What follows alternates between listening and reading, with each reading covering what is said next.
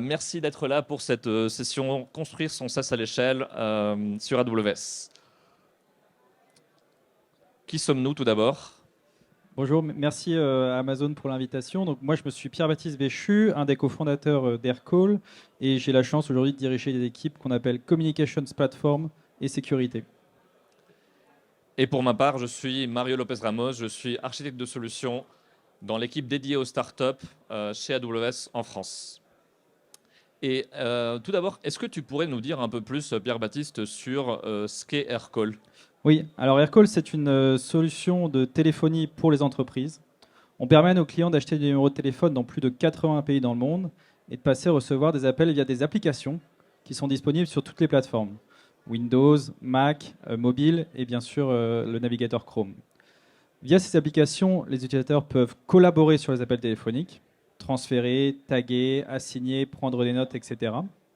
Et surtout, intégrer les données de ces appels dans les outils qu'ils utilisent déjà. Donc ces outils, ça va être d'autres outils SaaS comme Salesforce, Intercom, HubSpot. Aujourd'hui, on a plus de 100 partenaires d'intégration comme ça. Donc petit clin d'œil aussi, éventuellement, si vous êtes revendeur ou vous offrez une solution SaaS, on peut s'intégrer avec Aircall via nos API et s'intégrer à l'écosystème en entier. Et est-ce que tu peux nous raconter un peu plus l'histoire de comment est venue l'idée de créer Aircall? Alors Aircall, ça a commencé en 2014 au sein d'un startup studio qui s'appelle eFounders, basé à Paris. Un des cofondateurs d'eFounders à l'époque avait une entreprise qui s'appelait Photolia et il cherchait une solution pour faire du support partout dans le monde puisqu'il avait des clients partout dans le monde. Et c'est là qu'est née, on va dire, l'idée originelle qui était un peu certes vague et qu'on a fait mûrir au fur et à mesure du temps. On a notamment, on s'est développé d'abord en France, mais très vite aussi à l'international. Et on a pu faire un accélérateur de start-up à San Francisco qui s'appelait 500 Startup, qui nous a aidé aussi à consolider cette empreinte internationale. Et ainsi de suite, la société a évolué.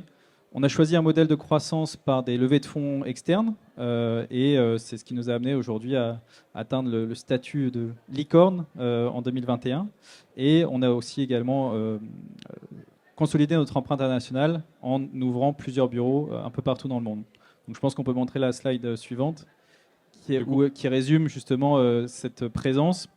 Donc aujourd'hui, on a historiquement un bureau à Paris, un autre à New York et à Sydney. Et on a également des hubs technologiques et ou commerciaux à Londres, Berlin, Tel Aviv, Madrid et New Delhi. Et Aircall, c'est aujourd'hui plus de 10 000 clients et 700 employés à travers le monde. Et du coup, comment vous avez fait votre choix d'utiliser AWS? Alors le choix d'utiliser AWS, c'était parce que nous cherchions premièrement un acteur international. Aircall a été vraiment conçu comme une entreprise internationale dès le début. Et le second aspect, c'était la partie fiabilité, puisque c'est quelque chose de très important pour notre industrie. Vous comme moi, on aime bien quand le téléphone sonne, donc c'était important pour nos clients aussi que ça arrive en toutes circonstances. Et du coup, est-ce que tu peux nous en dire un peu plus sur vos choix d'infrastructure? Oui, alors on a été assez pragmatique, nous, dans la construction de l'infrastructure Aircall et des produits Aircall. Donc on s'est beaucoup reposé sur des acteurs qui connaissaient très bien leur métier pour nous concentrer sur le nôtre, qui est le logiciel. Donc on a utilisé AWS pour la partie infrastructure, Datadog par exemple pour la partie monitoring et Twilio par exemple pour la partie cloud communications. Et tu peux nous en dire un peu plus sur les services AWS que vous avez utilisés pour bâtir tout ça? Oui. Alors ça a pas mal évolué au fur et à mesure du temps. Au début, on a commencé très simplement en 2014 en utilisant EC2, RDS, Redis. Voilà, c'était des services très simples. Et on en rigolait d'ailleurs avec Mario l'autre jour. Au début, on n'avait pas d'auto-scaling, c'est-à-dire qu'on provisionnait les capacités au maximum. On nommait nos serveurs serveur 1, serveur 2, etc. Ça allait jusqu'à 8, je crois. La deuxième phase pour nous, ça a été de commencer à introduire un peu plus de services managés, notamment ceux d'autoscaling. On utilisait Elastic Beanstalk à l'époque. Et puis au fur et à mesure, on a grossi, on a augmenté le nombre de services, le nombre d'environnements, etc. Et une grosse étape pour nous, ça a été de conteneuriser nos charges de travail en les passant sur AWS ECS en 2017. Une autre étape pour nous importante à ce moment-là, ça a été de faire de l'infrastructure as code. Et donc finalement de transformer le problème de l'infrastructure, le challenge de l'infrastructure, comme un problème logiciel. Et plus récemment, on a choisi de faire beaucoup plus de serverless depuis début 2020. Tous nos microservices sont écrits en Node et avec du TypeScript et déployés sur AWS Lambda. Et on a également commencé à introduire EKS, et donc Kubernetes, pour des charges de travail comme le CI/CD ou nos futures fonctionnalités autour du machine learning, l'intelligence artificielle. C'est intéressant qu'une partie de l'infrastructure d'Arcol utilise aujourd'hui des services serverless. Pourquoi ce choix et qu'est-ce que ça a impliqué? Oui, alors il y a une partie qui était améliorer le time to market et être sûr qu'on passait encore plus de temps sur développer nos propres services à valeur ajoutée pour nos clients. Il y a une partie aussi qui est forcément liée à la scalabilité, puisque le business continue à croître. On double le trafic, le nombre de clients, le nombre d'appels, etc. tous les 18 mois. Donc faut toujours se réinventer finalement dans cette partie-là. Et ça nous a permis d'introduire beaucoup de nouveaux patterns d'architecture, notamment ceux de l'eventual consistency, ou de faire en sorte que le maximum de nos charges de travail soient asynchrones pour designer finalement nos services de la meilleure des façons pour nos clients, pour là encore augmenter la fiabilité.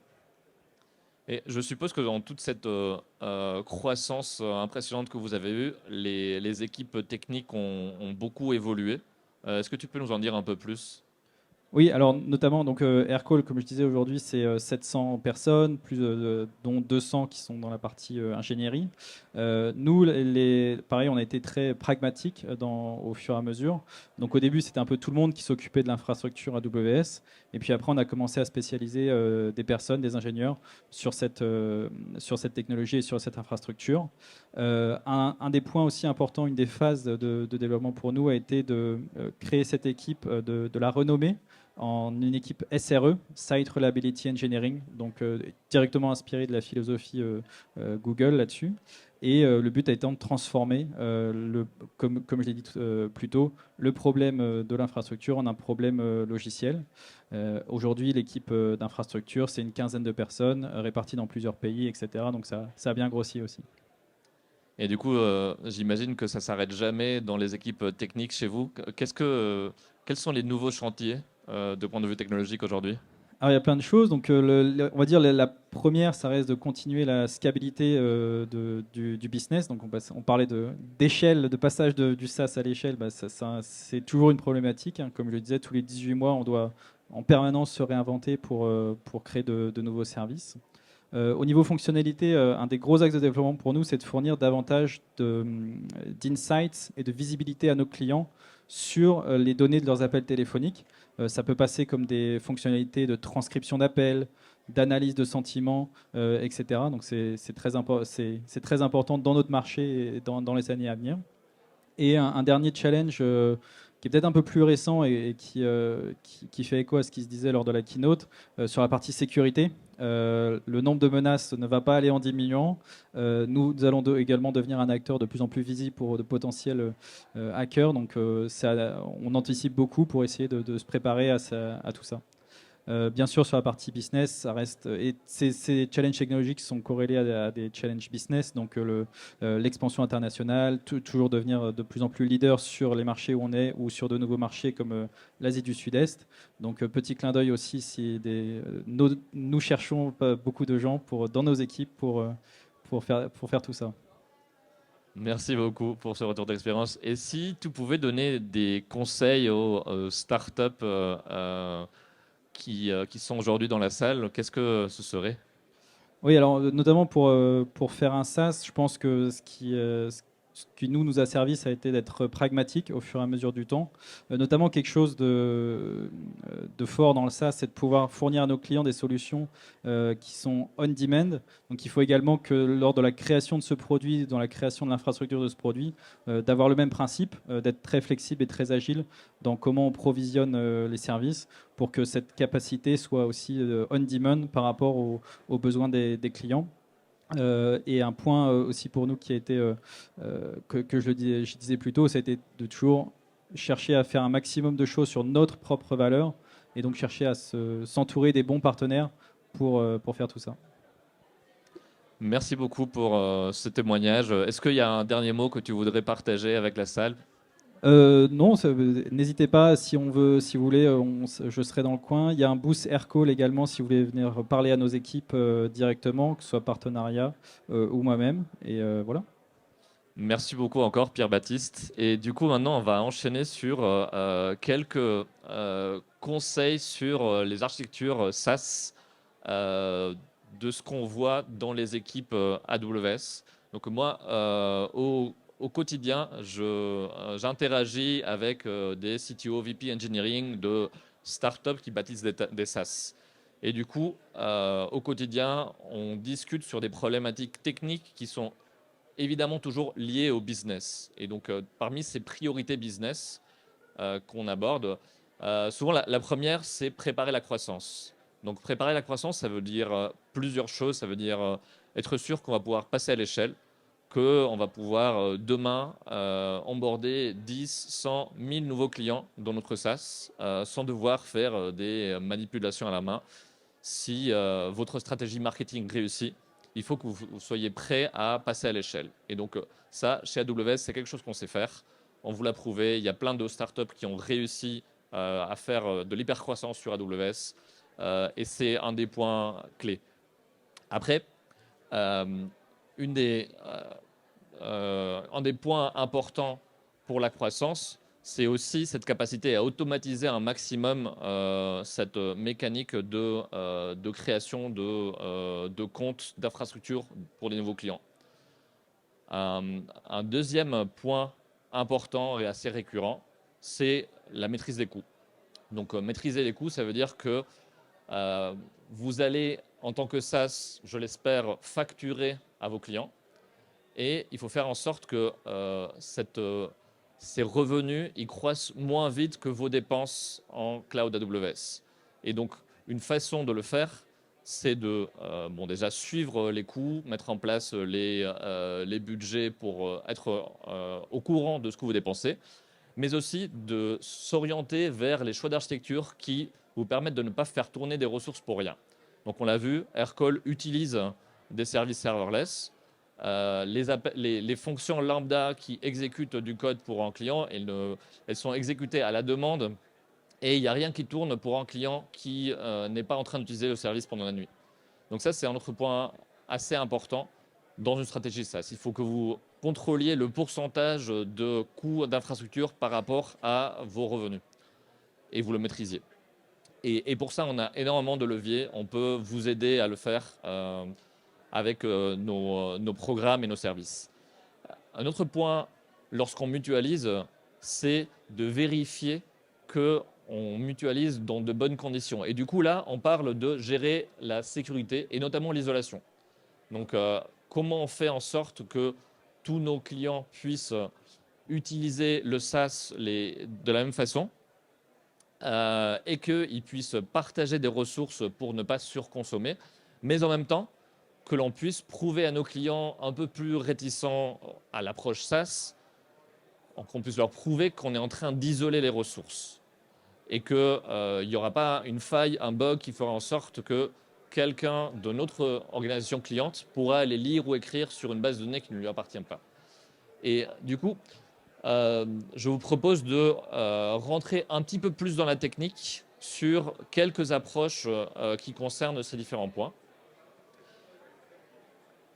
Une approche qui est intéressante dans le SaaS, c'est de traquer à la fois l'identité cliente et l'identité du SaaS. Et la façon qu'on conseille de le faire d'un point de vue technique, c'est lorsqu'une requête arrive dans votre système, vous n'allez pas non seulement traquer l'identité d'un client et ensuite devoir faire appel à un service qui le map aux tenantes ailleurs dans le système, parce que vous aurez besoin du tenant, vous aurez besoin de loguer vos informations avec l'information du tenant pour pouvoir déboguer.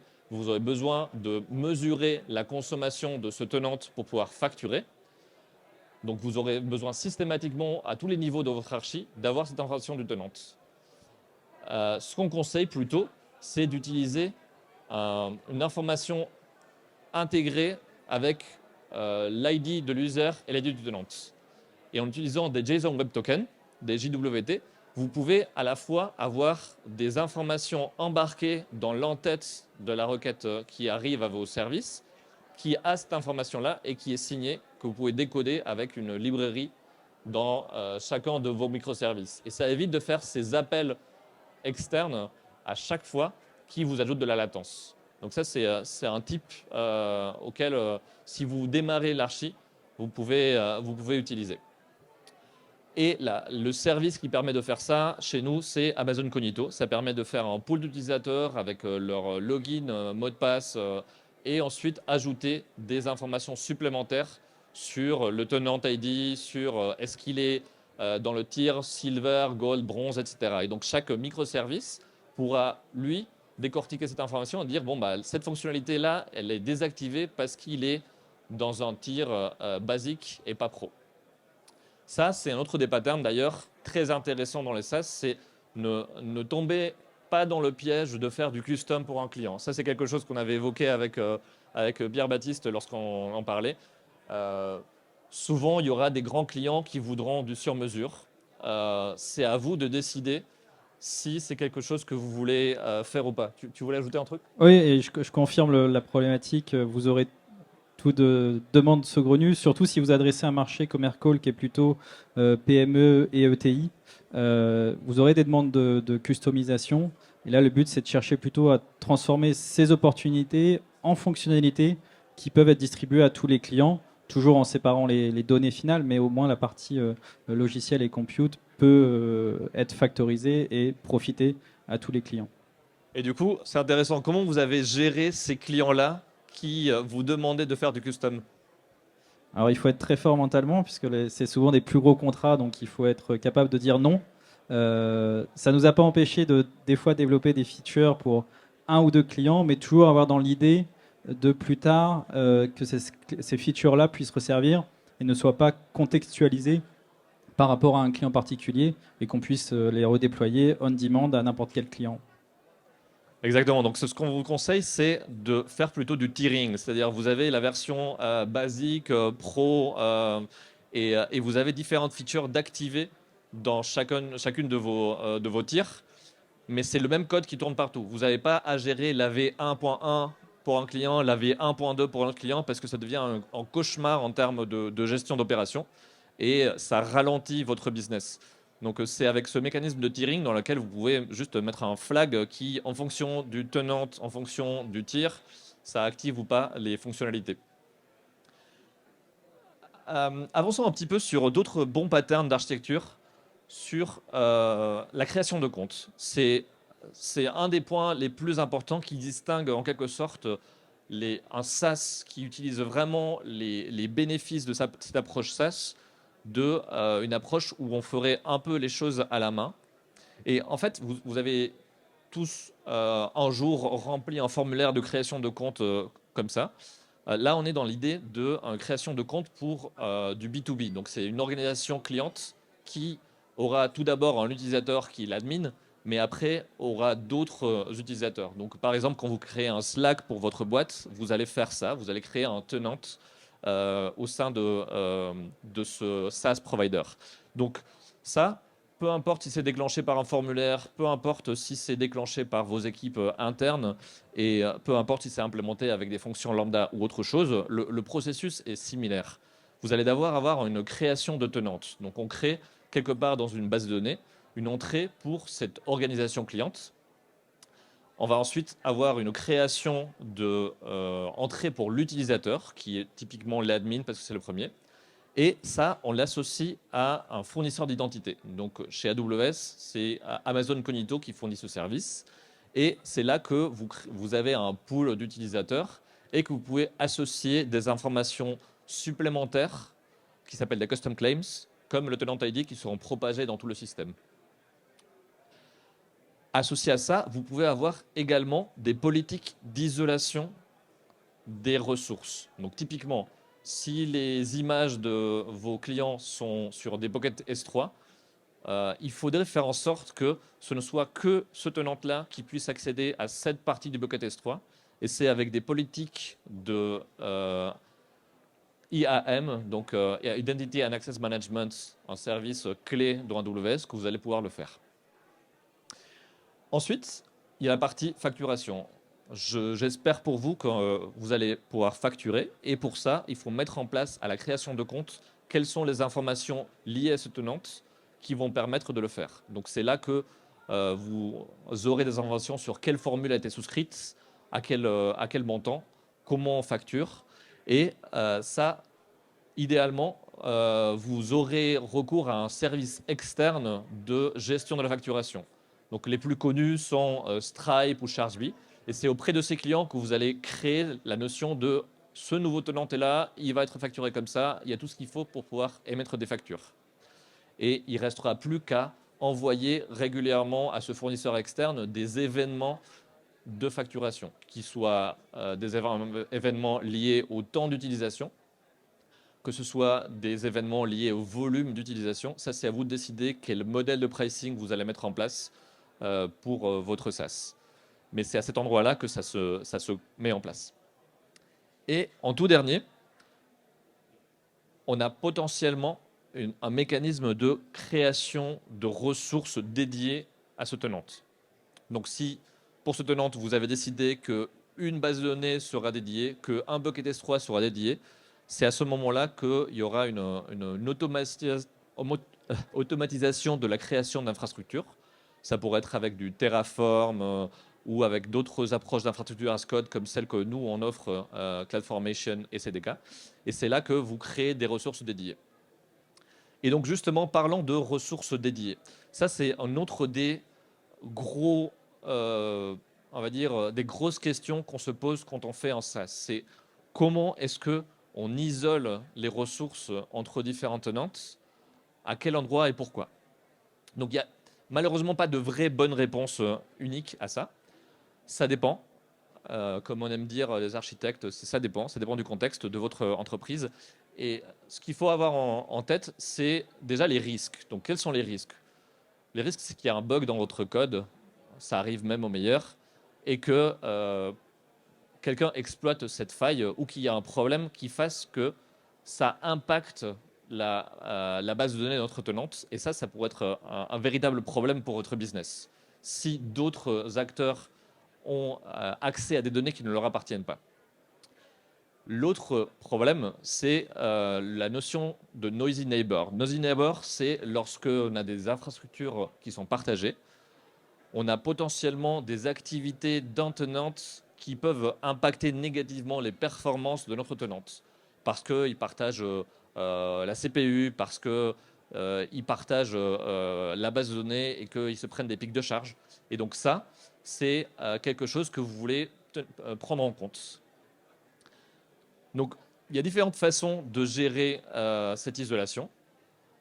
La façon à l'extrême du spectre, c'est de faire des silos. C'est de dédier un silo à un de vos tenantes et lui donner un compte AWS, par exemple. Ça, c'est l'isolation la plus forte que vous pouvez avoir parce que un bucket S3 au sein d'un compte AWS, personne d'autre n'y aura accès. Et donc là, vous pouvez provisionner un compte par tenante.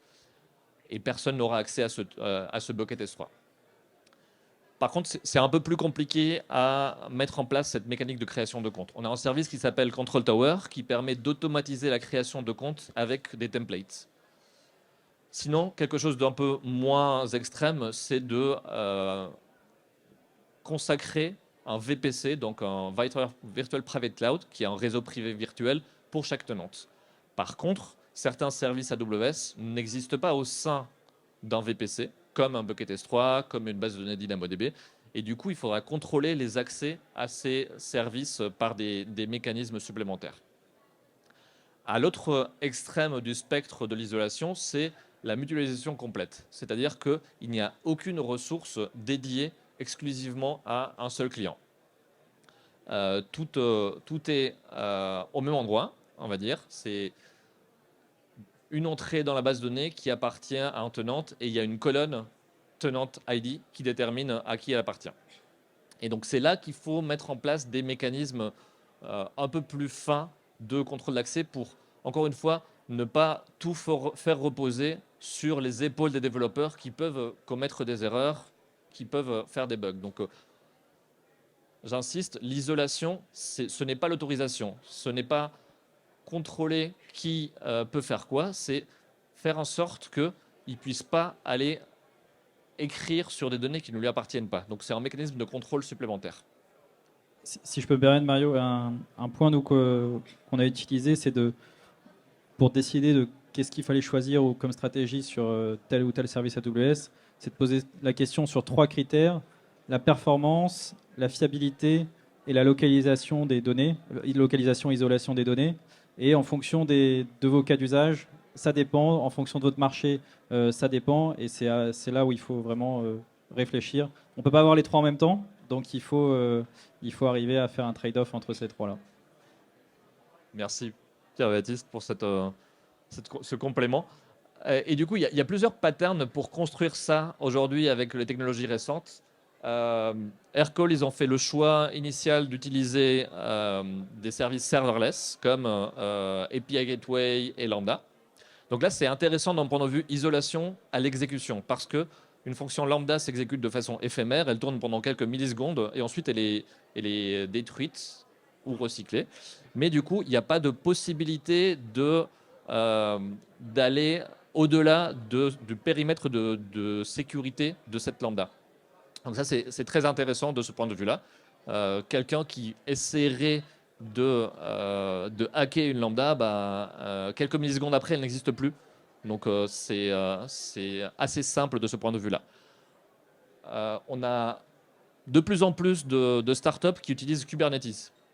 Kubernetes, c'est très bien pour plein de choses. Il y a un écosystème très actif. On peut avoir des outils très performants. Par contre, il y a un point très important à prendre en compte d'un point de vue philosophique. Quand vous utilisez AWS, vous aurez l'habitude de voir que tout est fermé par défaut, toutes les vannes sont fermées et il faut aller ouvrir. C'est parfois un peu embêtant d'ailleurs parce qu'on se dit ah pourquoi je n'accède pas à ce serveur? C'est parce qu'il y a un security group qui le bloque. Ça, c'est pas la même philosophie sur Kubernetes. Sur Kubernetes, toutes les vannes sont ouvertes par défaut. C'est à vous de venir les fermer.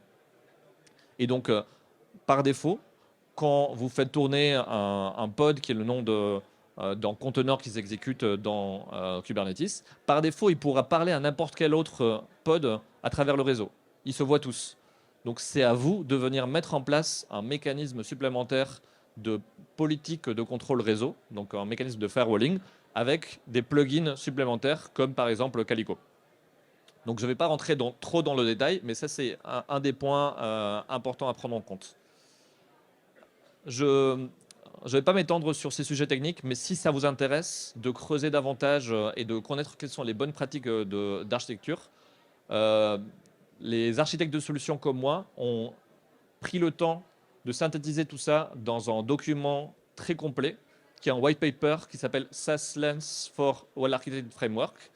Donc c'est en quelque sorte le prisme pour les fournisseurs SaaS de nos recommandations d'architecture et on détaille les différents points qu'on a évoqués beaucoup plus dans le détail, en couvrant l'identité, l'isolation, quels sont les bons patterns, etc. Et si vous voulez plus mettre les mains dans du concret, il y a des workshops ou des tutos à dérouler soi-même qui sont disponibles sur GitHub, dans lesquels vous pourrez, par étape, construire un SaaS à base d'approche serverless, donc en utilisant API Gateway, Lambda, DynamoDB.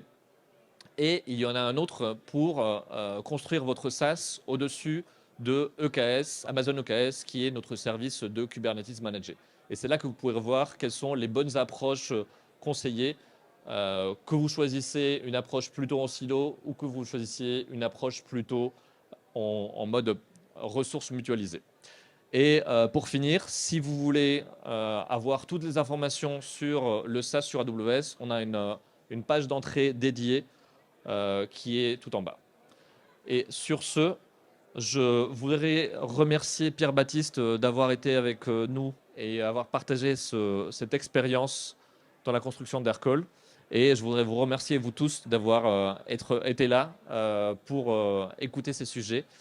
Et on va passer la main à la prochaine présentation sur comment construire un bon pitch deck pour réussir à lever des fonds pour votre startup. Merci beaucoup. Merci.